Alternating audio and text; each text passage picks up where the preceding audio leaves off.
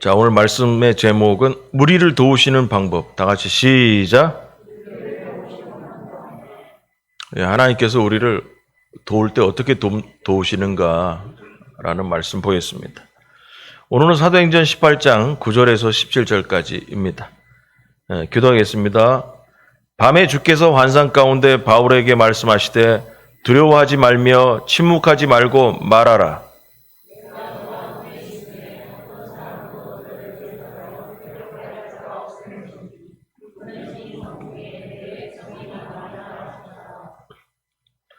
(1년 6개월을) 머물며 그들 가운데서 하나님의 말씀을 가르치니라.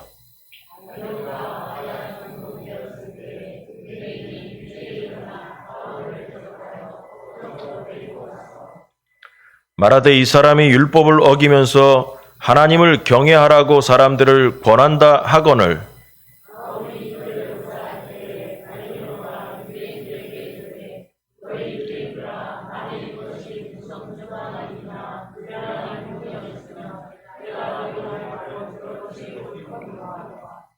만일 문제가 언어와 명칭과 너희 법에 관한 것이면 너희가 스스로 처리하라. 나는 이러한 일에 재판장 되기를 원하지 아니하노라 하고, 모든 사람이 회당장 소스테네를 잡아 법정 앞에서 때리되 갈리오가 이 일을 상관하지 아니하니라. 아멘. 우리가 신앙생활 하다 보면은 맨날 힘이 났으면 좋겠지만 사람인지라 피곤하기도 하고 또 지칠 때도 있고 또 뭐 꼭 사건만 있어서 힘들고 지치는 것뿐만 아니라 여름에 한참 덥고 그럴 때는 사람도 힘들잖아요. 일하기도 힘든데 모든 게 항상 힘이 넘칠 때만 있는 게 아니라 힘 빠질 때도 있습니다. 우리의 연약함 때문에 그렇기도 하고 또 주변의 환경들이 우리를 또 못 살게 굴 때도 있어요. 대적하고 힘들게 할 때도 있죠. 그리고 하는 일마다 또 결과가 좋게 열매가 콱콱 열리고 그러면 모르겠는데 일이 잘 안 풀릴 때가 또 있고 또 답답해서 또 힘이 빠지기도 하고 뭐 이유야 여러 가지를 될 수 있을 것 같아요. 마찬가지로 신앙생활하면서 하나님의 일을 할 때도 힘이 빠지고 심각한 탈진과 또 무기력하고 또 다 그만두고 싶은 생각이 들 때도 있습니다. 그래서 먹고 사는 문제뿐만 아니라 하나님의 일을 할 때도 힘이 들 때가 있다라는 거예요. 오늘의 본문을 보면 바울도 예외가 아닙니다. 그래서 바울 역시 계속되는 그 전도 여행 속에서 영적인 침체를 또 경험할 뻔했습니다. 바울도 사람인지라 힘이 빠지는 경우도 있었다는 거예요. 다시 이 바울의 이야기를 또 서론적으로 먼저 얘기하자면, 다시 또 강조하자면, 하나님께서 바울은 아시아에서 전도하고 싶었는데 성경상으로 보면 그 아시아가 지금의 터키 지방이었다고 그랬습니다. 그 터키 북부 지방을 돌아다니면서 복음을 전하고 싶었는데 밤에 마게도니아 사람이 계시에 나타나서 건너와서 우리를 도우라 해서 배를 타고 유럽으로 건너가기 시작했습니다. 그래서 아시아에서 전도하고자 하는 바울을 굳이 하나님께서 유럽으로 건너가서 복음을 전하라고 해서 건너갔습니다. 그렇다면 하나님이 부르셨으면 모든 게 잘 돌아가야 되는데 잘 안 돌아가요. 하나님이 이쪽으로 건너와서 복음 전하라 하면 모든 게 가는 곳마다 환영받고 가는 곳마다 전도의 열매가 많이 열리고 그랬으면 좋겠는데 그렇지 않았다고 계속 얘기했잖아요. 핍박이 있었고 또 도망도 계속 다니고 있고 그래서 힘든 전도 여행을 계속하고 있었습니다. 그래서 복음은 우리가 생각할 때는 맨날 만사형통하고 평안해야만이 복음인 줄 아는데 그것이 하나님의 뜻이라고 생각하는 줄 아는데 하나님이 오라는 그 복음의 내용에도 보니까 잘 안 풀리는 것이 있더라는 거예요. 그래서 우리는 항상 매출을 계속 얘기하지만 우리의 인생이 평탄한 것만이 하나님의 뜻이 아니다라는 걸 알아야 된다는 거예요. 항상 그걸 알아야 된다는 거예요. 하나님께서 우리를 부르셔도 그 부르신 가운데는 고난이 항상 따르고 있더라는 거예요. 그래서 우리는 항상 착각을 하는 게 하나님이 부르시면 아무 문제가 없는 게 하나님의 부르심이냐? 성경에 보니까 그렇지가 않아요. 하나님 부르신 곳에 가도 고난이 오고 답답함이 있고 또 핍박이 있고 또 바울처럼 지금 도망다니는 인생처럼 이곳에서 복음 전하니까 핍박이 와서 저곳으로 가고 또 저곳으로 갔더니 또 거기서도 핍박을 해서 또 다른 곳으로 또 이동하는 그러한 힘든 전도 여행이 이어지고 있었습니다. 근데 오늘 본문에 보니까 지난주부터 고린도에 갔어요. 고린도에 갔더니 사도 바울은 가는 곳마다 그 도시에 있는 유대인의 회당에 먼저 들렸어요. 그곳에서 복음을 전했습니다. 이스라엘 백성들이 나라를 잃고 나서 세계 각처로 흩어져 있으면서 유럽 그 사회까지 또 아시아까지 돌아다니면서 가는 곳마다 유대인들이 율법을 배우고 여호와 하나님을 섬길 수 있는 마을회관 같은 회관을 만들었다 했잖아요. 회당. 그래서 그곳에서 이스라엘 사람들이 모여서 하나님께 예배드리고 말씀도 율법도 나누고 그러한 역할을 하는 장소가 회당이었어요. 그래서 고린도에 가서도 그 큰 도시였기 때문에 유대인들이 살고 있어서 회당을 갔더니만 회당에서 복음을 전하는데 너무 안 풀리는 거예요. 유대인들이 듣기 싫다고 핍박을 했어요. 그래가지고 지난주 말씀 보니까 하다 오다 복음을 전하다 궁여지책으로 회당의 옆에 사는 옆집 사람을 전도했다고 했습니다. 회당에서는 복음이 안 먹혀들고 회당 옆집 사람을 전도했다라는 거예요. 그래서 회당에서 유대인들을 대상으로 복음을 전하고 싶었는데 그들은 복음을 듣기 싫다고 반발했습니다. 바울이 얼마나 힘이 들었겠어요. 같은 동족들이 복음을 거부하자 할 수 없이 이방인들에게 방향을 돌려서 복음을 전하게 됐습니다. 여러분, 이방인 전도가 얼마나 힘들겠어요. 이방인들은 한마디로 유럽 사람들은 하나님을 몰라요. 모르는 사람이에요. 유대인들은 어려서부터 말씀 교육 받아가지고 하나님을 알죠. 그런데 그런 유대인들에게 메시아이신 예수님을 전하는 것은 쉽죠. 하나님을 알고 있으니까. 그리고 메시아를 기다리고 있는 사람들이니까. 거기다가 조금만 얘기하면 복음이 들어갈 것 같아요. 그런데 그 사람들이 듣기 싫대요. 그런데 유럽인들은 뭐예요? 하나님도 몰라요. 메시아를 기다리지도 않아요. 그런 사람들에게 메시아이신 예수님을 가르친다는 게 얼마나 힘들어요. 한마디로 말해서 유럽인들에게는 구약 성경부터 다시 가르쳐야 되는 거예요. 그러나 유대인들은 구약을 배웠잖아요. 거기서 기다리고 있는 메시아 예수 그리스도를 덧붙여서 조금 설명만 하면 되는 거였죠.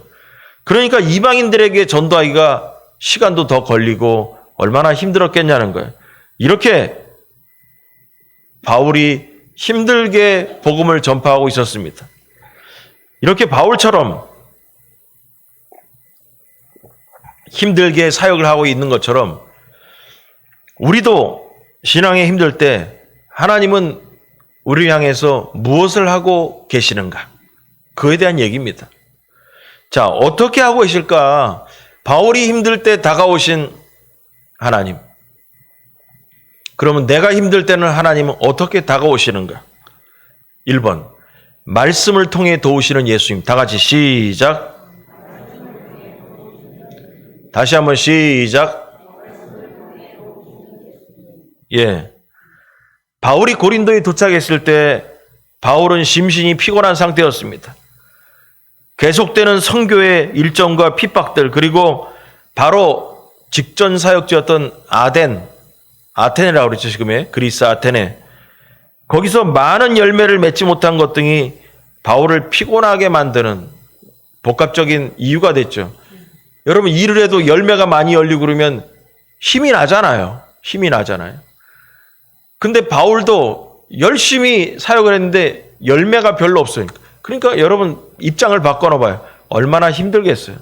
또 도망 다니고 여기서 안 되니까 이쪽으로 가고 여기서 잘 돼가지고 열매가 열렸으면 기분이 좋잖아요. 힘도 나고. 근데 잘 안 돌아가. 복음 사역을 하는 게 잘 안 풀려. 그래서 여기 그만두고 또 이쪽 왔는데 여기서도 안 돼. 얼마나 힘들었겠냐는 거죠. 이 바울이 도착한 고린도는 향락의 도시고 또 모든 물자와 문물이 직결되는 항구 도시였어요. 항구 도시. 그래서 결코 쉽지 않은 도시인 그 고린도 앞에서 바울이 사역을 하면서 얼마나 부담을 느끼고 힘이 들었겠나 그런 생각이 듭니다. 그리고 맨 처음에는 신라와 디모데랑 같이 온 게 아니라 달랑 혼자 왔어요. 혼자 왔죠. 나중에 만나게 됐지만 그래서 먹고 살아야 되니까 어떻게 돼요? 아골라와 브리스길라 그 부부와 같이 주중에는 천막을 만들어서 돈을 벌고 안식일에는 회당 가서 복음을 전했다라는 얘기가 지난주에 봤습니다. 육신도 힘이 들고 복음의 열매는 열리지 않으니 얼마나 힘이 들었겠는가 입장을 바꿔놓으면 그 생각이 듭니다. 자칫하면 바울은 더욱 주눅이 들어가지고 영적 침체에 빠져들 수 있는 상황에 있었습니다. 그런데 주님께서는 친히 바울을 밤에 찾아오셔서 상황을 바꾸셨다는 거예요. 주님은 바울에게 두려워 말라 말씀했습니다. 내가 너와 함께 있다라고 했어요. 자, 9절과 10절을 한번 생각하면서 읽어볼까요? 다 같이 시작.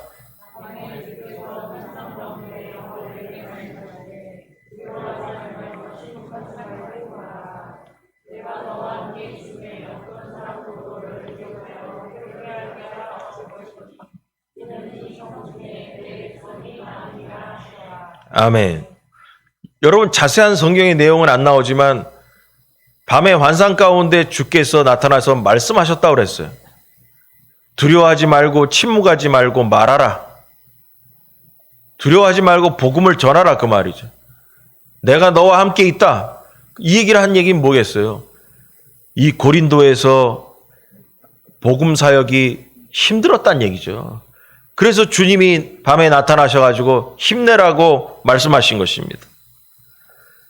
이 본문을 통해서 알 수 있는 것은 뭐냐면 이 본문을 잘 읽어보면 깨닫게 되는 건 복음은 주님과 함께 전하는 것입니다. 내가 너와 함께 있다라고 했습니다. 복음을 전하고 있는 바울과 함께 있다라고 예수님 말씀하셨습니다. 그러므로 복음을 전하는 것을 두려워하지 말아야 됩니다. 두려워하는 이유는 복음을 전하다가 대적자를 만날까 봐 무서워서입니다. 그러나 본문을 잘 보면 주님이 함께하면 대적자는 성도를 해롭게 하지 못한다라는 것입니다. 왜냐하면 주님이 해결하시기 때문입니다. 여러분 세상의 어떤 대적자도 주님과 함께하면 우리를 해롭게 하지 못합니다. 함께 하시는 주님께서 모든 문제를 해결해 주시기 때문인 것입니다. 무엇보다 바울에게 힘을 주는 것은 말씀 중에 이 성 중에 내 백성이 많다라고 말씀하시는 거예요. 여러분 전도의 열매는 전도자에게 가장 큰 힘이 되는 거예요. 길을 쓰고 애써도 한 영혼을 얻지 못하면 그 전도자는 실망하게 되고 그 사역을 계속할 힘을 잃게 되죠. 그러나 주님이 이 성 중에 내 백성이 많다라고 하셨습니다. 그렇게 말씀해 주신 것은 바울이 분명한 목적을 가지고 사역을 할 수 있도록 하는 원동력이 되었던 것입니다. 바울은 하나님의 말씀을 듣고 이 말씀을 듣고 고린도에 있는 하나님의 백성들을 구원하기 위해서 고린도에서 무려 1년 6개월을 머물렀다는 것입니다.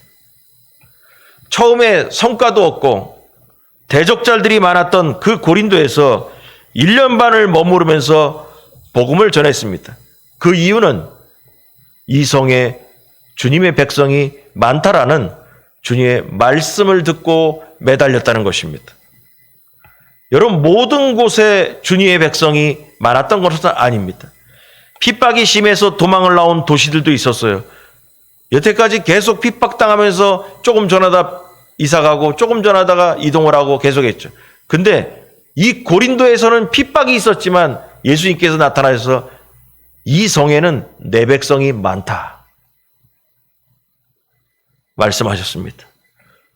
이 말씀 하나에 사도 바울이 핍박이 있어도 1년 반을 견뎠다는 것입니다. 여기서 우리는 알아야 됩니다. 그 이유가 뭘까?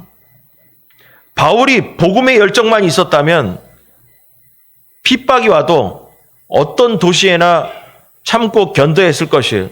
그러나 고린도는 핍박이 왔으나 다 포기하고 다른 도시로 이동하지 않고 1년 6개월을 그곳에서 머물렀어요. 아덴에서도 광장에서 말씀을 전하다가 별로 시원치 않아, 결과가. 그래서 고린도로 오게 됐고, 그 앞에 도시들마다 다 그렇게 이동해 왔는데 예수님께서 고린도에서만은 환상 중에 나타나셔서 여기 내 백성이 많으니까 떠나지 말라는 거예요. 아니, 예수님께서 다른 도시마다도 그렇게 말씀하셨으면 될 텐데 다른 도시에서는 말씀 안 하시다가 오로지 고린도에서만은 핍박이 와도 여기 있어라.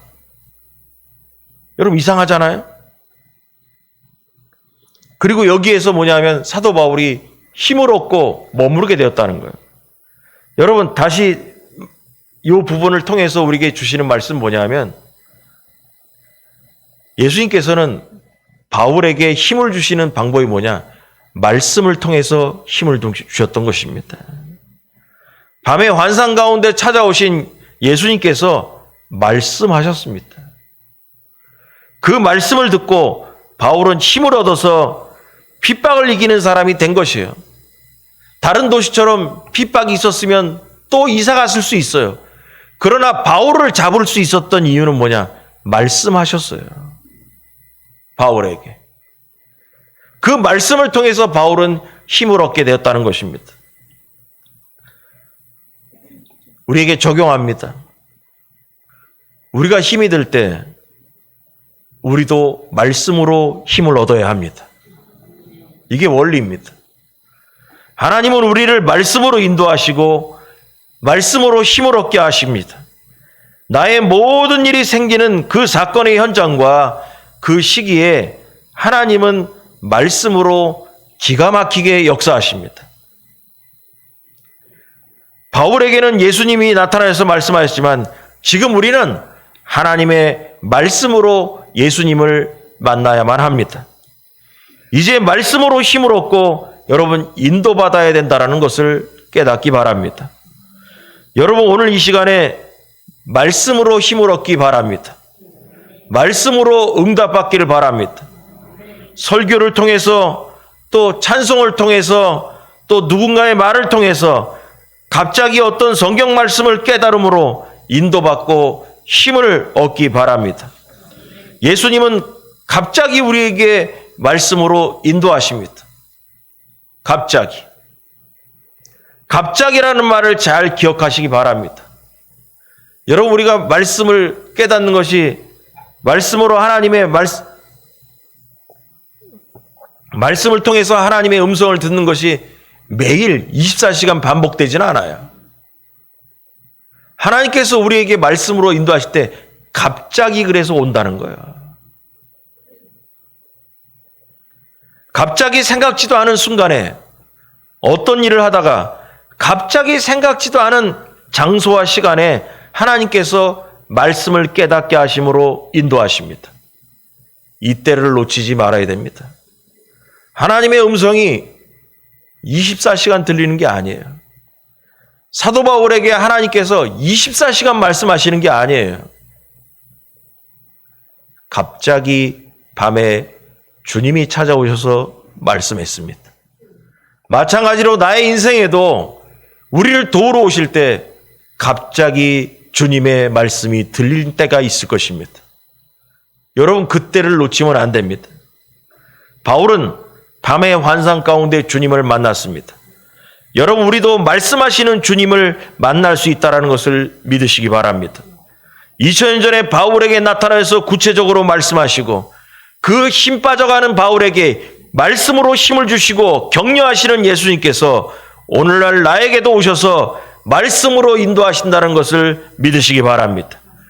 그래서 기가 막힌 예수님의 역사를 경험하게 된다는 것을 알려드리는 것입니다.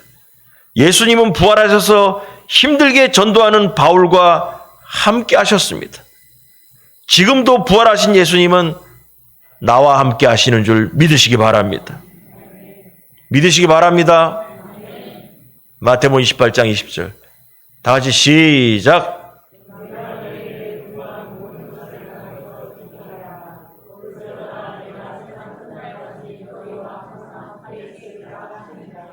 할렐루야. 믿으시기 바랍니다.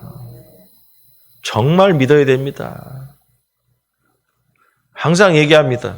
성경을 보면서, 설교를 들으면서, 바울의 얘기를 들으면서, 그래, 바울은 잘났으니까 그런가 보다. 바울은 잘났으니까 성령님도 역사하시고, 예수님도 오셔가지고 인도하시고.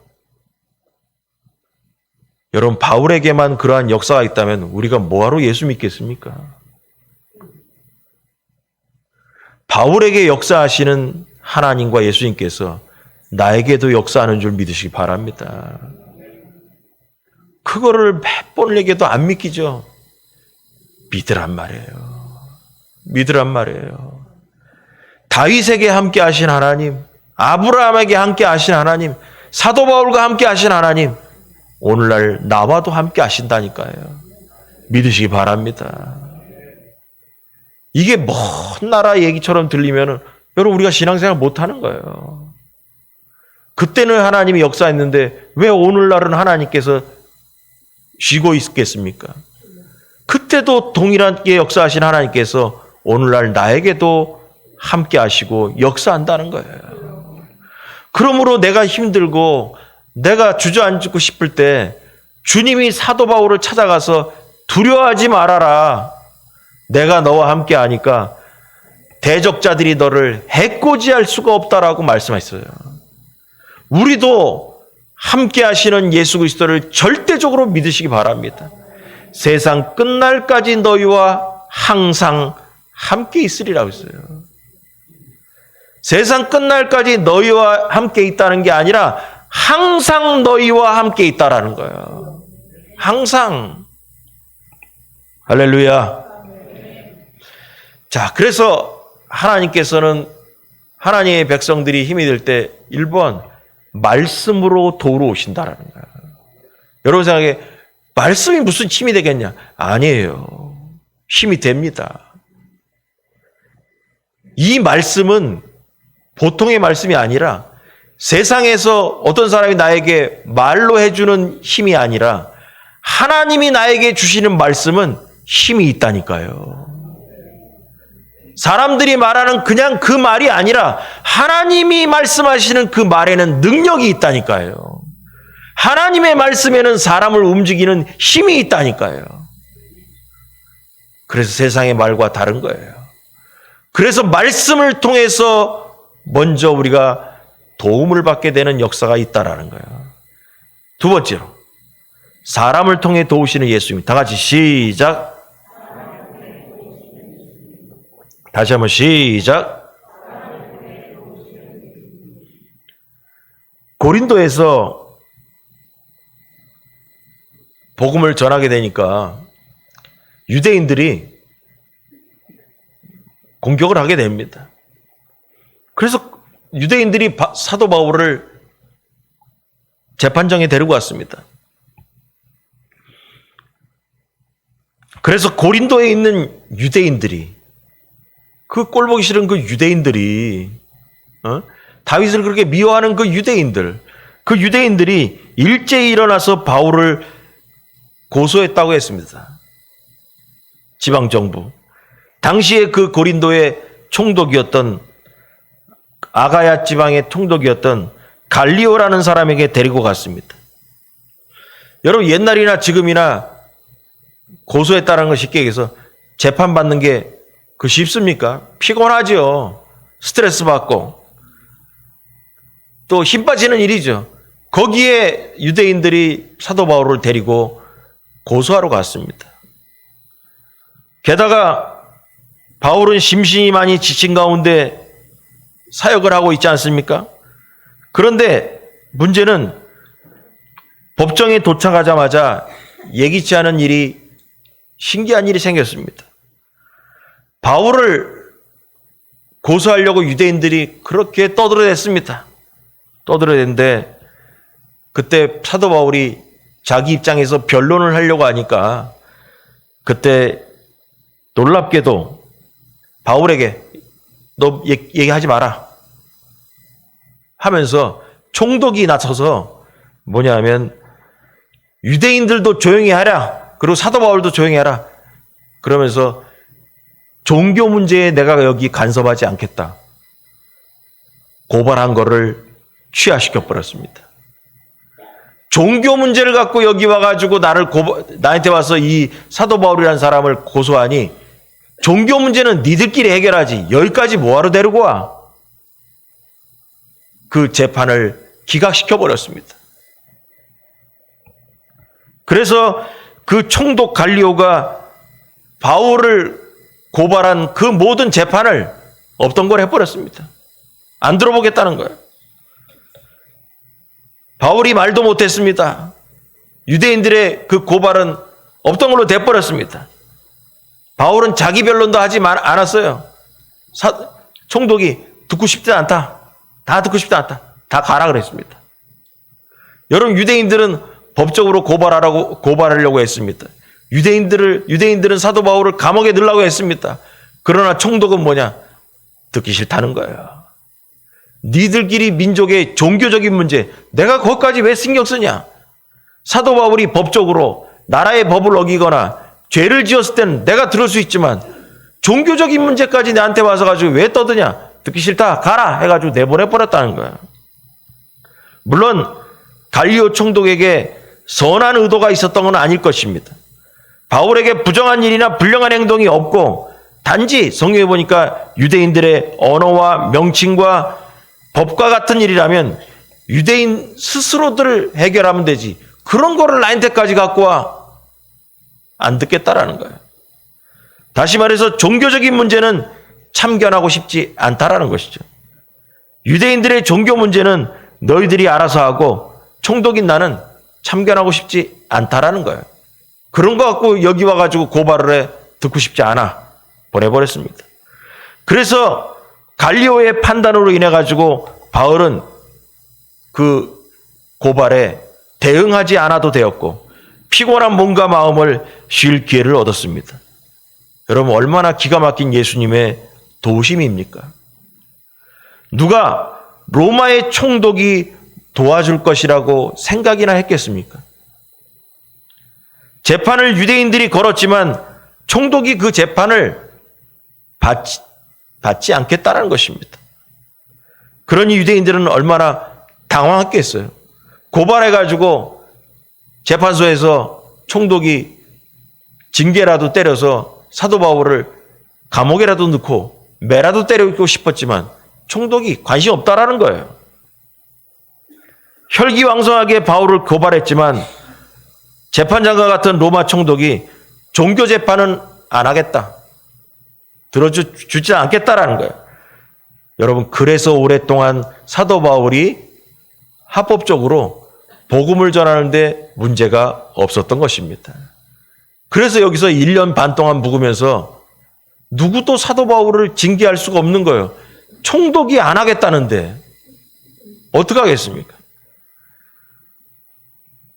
여러분, 이 상황에 들어가서 이 일을 경험하면서 그 당시 사도 바울과 고린도 교인들은 무슨 생각을 했을까요? 당연히 그랬을 거예요. 겁이 났을 거예요. 재판소에 끌려갈 때, 고발당했을 때 겁이 났을 거예요. 우리 사도 바울 선생님이 가서 감옥에 들어가서 매라도 맞지 않나, 또 어떤 죄의 대가를 받지 않아, 여러분 고민하고 걱정했을 거겠죠. 그런데 여러분, 가자마자 총독이 좀 들어보더니, 야, 그거 종교 문제니까 니들끼리 해결하고 내가 듣지 않을래, 재판 안 한다, 물리쳐버렸습니다. 그리고서 나왔을 때 모든 초기 기독교 고린도 교회 성도들은 사도 바울과 무슨 생각을 했을까요? 이건 주님이 하신 일이다. 당연히 그 말을 안 했겠어요? 이거 하나님이 하신 일이다. 아니, 로마 총독이 이 문제를 이렇게 우리를 도와줄 거라고 우리 누가 생각을 했겠냐. 하나님은 정말 기가 막히게 역사하셨다. 여러분, 그 간증을 안 했겠냐고요. 너무나 신기한 일이기 때문에 이건 정말 주님이 하신 일이다라고 고백했을 것입니다. 여러분, 예수님은 빌라도의 법정에서 총독 빌라도의 재판으로 돌아가셨습니다. 십자가에서 피를 흘리셔야 하는 사명이기 때문에 십자가에서 총독의 판결로 돌아가셨습니다. 그러나 바울은 복음을 더 전해야만 하는 사명이었기 때문에 하나님께서 총독을 들어서 사용하시고 바울에게 복음을 전할 수 있는 시간을 주셨다는 것입니다. 그래서 유대인들은 바울을 법적으로 고소할 수가 없게 되었다는 거예요. 없게 되었다는 거죠.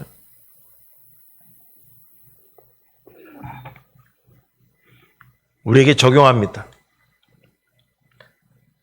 하나님의 이 일의 모든 일의 배후에는 사람의 마음을 움직여서 자신의 일꾼을 지키고 나아가서 하나님 나라를 확장하시는 하나님이 그 뒤에 계셨다라는 것입니다. 여러분, 하나님의 일을 하는 사람들에게 피곤함이 찾아올 때가 많습니다. 하나님의 나라를 위해 전심전력으로 뛴 후에 더욱 그렇습니다. 자칫 탈진하기 쉬울 때 하나님은 첫 번째 말씀으로 도우시고 두 번째 다양한 방법으로 사람을 통해 그 사람을 도우십니다. 하나님은 직접 위로하시기도 하고 말씀으로 위로하고 다른 사람을 동원하거나 엘리야에게 까마귀를 보내신 것처럼 전혀 예상치 못한 방법으로 기가 막힌 하나님의 역사로 사람들을 위로하고 새 힘을 주십니다. 믿습니까, 여러분? 하나님은 힘을 빼는 분이 아니라 힘을 주시는 분입니다. 이것이 우리가 피곤할 때 더욱 하나님을 의지하고 힘을 내야 하는 이유인 것입니다. 하나님은 우리가 힘이 들어서 쓰러져 있을 때 보고만 계시는 분이 아닙니다. 아브라함의 아내 하갈과 이스마엘이 집을 나와서 사막에서 쓰러져 있을 때 그때도 하나님은 찾아가셨습니다. 하갈이 생각났어요. 물이 없어서 목말라서 엎드려 있는 그 아들을 보면서 하나님을 찾을 때 하나님이 찾아오셨습니다. 그리고 그를 위로하시고 그에게 물을 주고 힘을 내게 하셨습니다. 그리고 그들의 하나님이 되어서 이스마엘에게도 많은 민족을 주겠다고 축복하셨습니다. 여러분, 또 얘기합니다. 하갈에게 찾아오신 하나님께서 나에게도 찾아오는 줄 믿으시기 바랍니다. 성경을 보겠습니다. 이사야 42장 1, 2, 3절 다 같이 시작.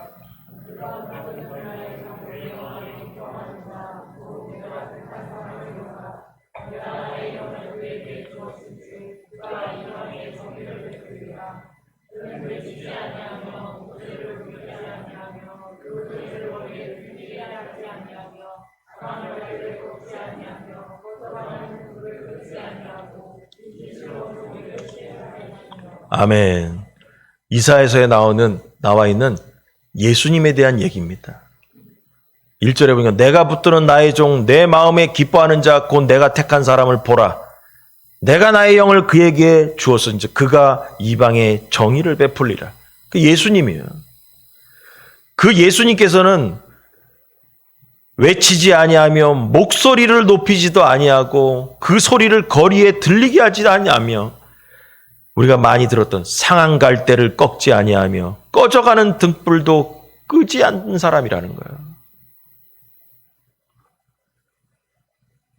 여러분, 상한 갈대를 꺾지 아니하며 꺼져가는 등불을 끄지 아니하는 분이 바로 예수님 것입니다. 그럼 이 말을 갖다가 잠깐 묵상해 보면 무슨 뜻이냐? 상한 마음의 영혼을 상한 갈대가 뭐예요? 상한 마음을 가진 사람을 꺾지 아니하며, 그런 말이죠. 마음에 상처가 있는 사람을 꺾지 않는다는 얘기는 뭐예요? 마음에 상처가 있는 사람을 살리시며 라는 얘기죠. 그 다음에 뭐야? 꺼져가는 등불을 끄지 아니하며. 그럼 꺼져가는 등불을 어떻게 하겠다는 거예요? 꺼져가는 등불에 불을 붙여주신다는 얘기죠. 꺼져가는 등불과 같은 연약한 성도에게 불을 붙이러 오시는 분이 바로 예수 그리스도라는 거죠. 마음의 상처를 받아서 꺾어진 사람과 같은 그 사람에게는 꺾으러 오시는 게 아니라 세워주러 오시고, 불이 꺼져가는 성도에게는 예수님이 찾아오셔서 불을 붙여주시는 분이라는 것이죠. 그게 예수님인 거예요. 그게 복음인 거예요. 여러분, 혹시 나는 상한 갈대 같은 사람은 아닙니까? 혹시 나는 꺼져가는 등불은 아닙니까? 예수님 만나면 다 해결됩니다. 예수님께서 상한 영혼에 힘을 주시고 꺼져가는 등불에 불을 당겨주러 오실 것입니다. 그러므로 여러분, 말씀으로 주님을 먼저 만나시기 바랍니다. 그리고 여러분, 하나님께서 우리에게 사람을 보내사 길을 뚫어주실 것입니다. 사도 바울은 이렇게 하면서 복음의 길로 달려가기 시작했던 것입니다. 주님이 오셔서 두려워하지 말라. 내가 너와 함께 한다. 이 성에 내 백성이 많다.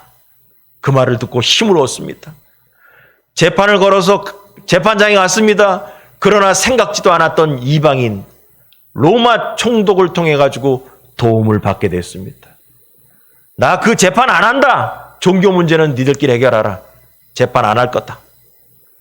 그리고 나왔을 때 안 봐도 뻔한 거예요. 이건 주님이 하신 일이다.